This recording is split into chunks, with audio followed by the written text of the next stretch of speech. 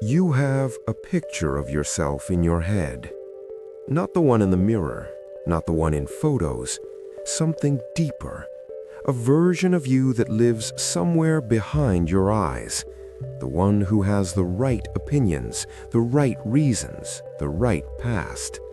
That version of you is confident, consistent, makes sense, and it doesn't exist. Psychologists call it narrative identity, the story you tell yourself about who you are. Philosophers like David Hume questioned centuries ago whether there's even a stable self beneath all that storytelling. And what they found is uncomfortable. Because the version of you that exists in your mind is not a discovery, it's a construction.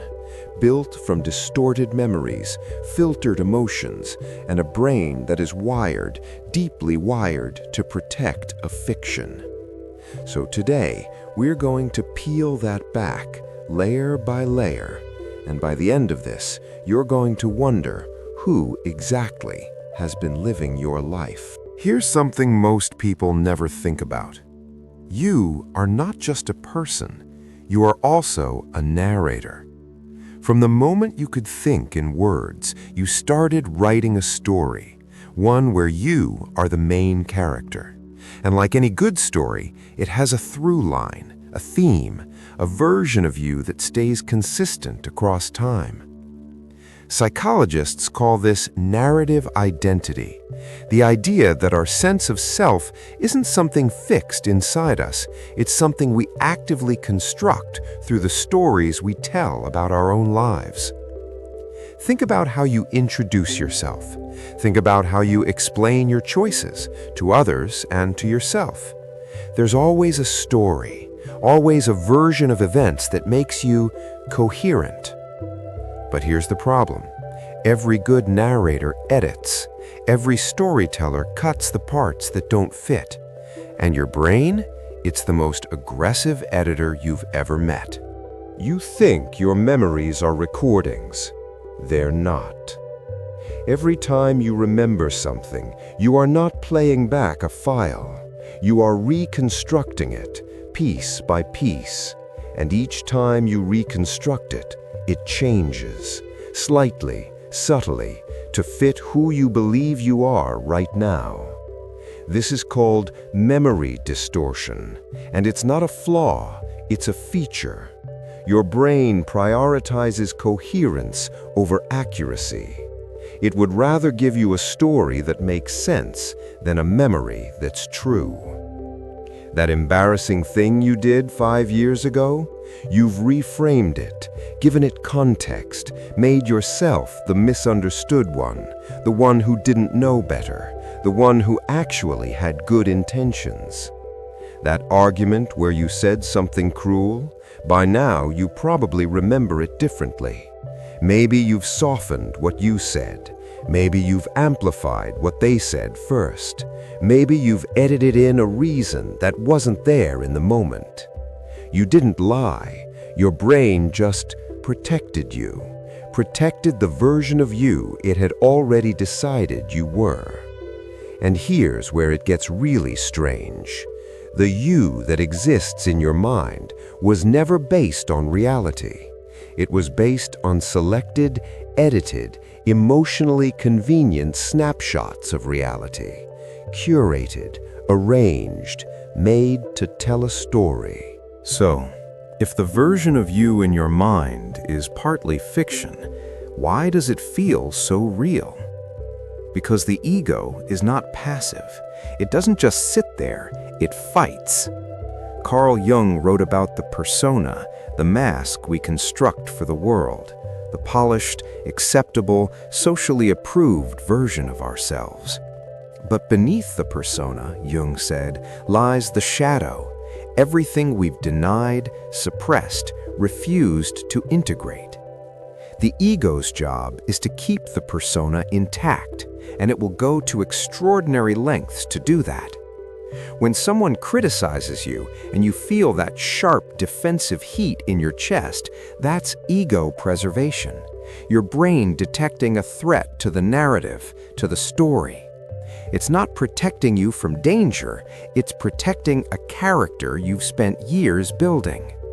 And this is where cognitive dissonance enters the picture. When reality doesn't match the internal story, when you act in a way that contradicts who you believe yourself to be, the mind doesn't update the story. It rationalizes, it justifies, it rewrites. You know how people sometimes do something obviously wrong and somehow convince themselves it was actually fine? That's not stupidity, that's cognitive dissonance in action.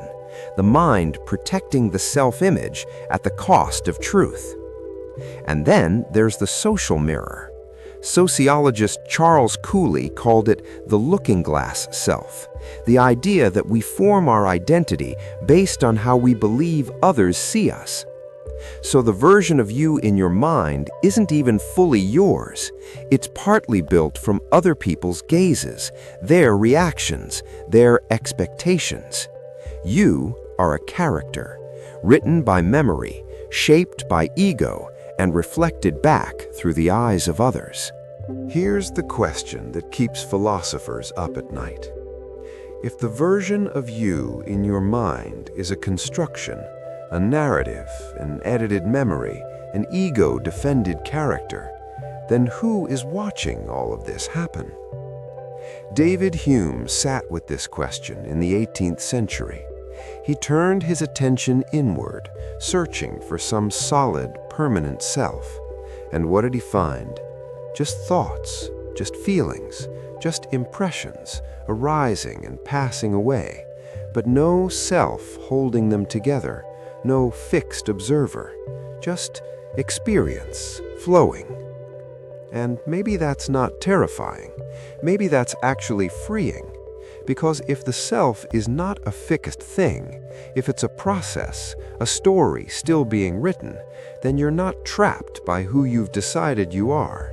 The character can change, the narrative can shift, the persona doesn't have to be the whole story. The authentic self, the one Jung pointed toward beneath the persona and the shadow, isn't a version you perform. It's something you discover in the quiet moments when you stop defending the story and just look, not at who you've been telling yourself you are, but at what's actually here. The version of you in your mind is not a lie exactly. It's a necessary story, one that helps you navigate the world, stay consistent, keep going. But it is incomplete. It is curated, and it is always, always a little bit behind the person you're actually becoming. So here's what I want to leave you with.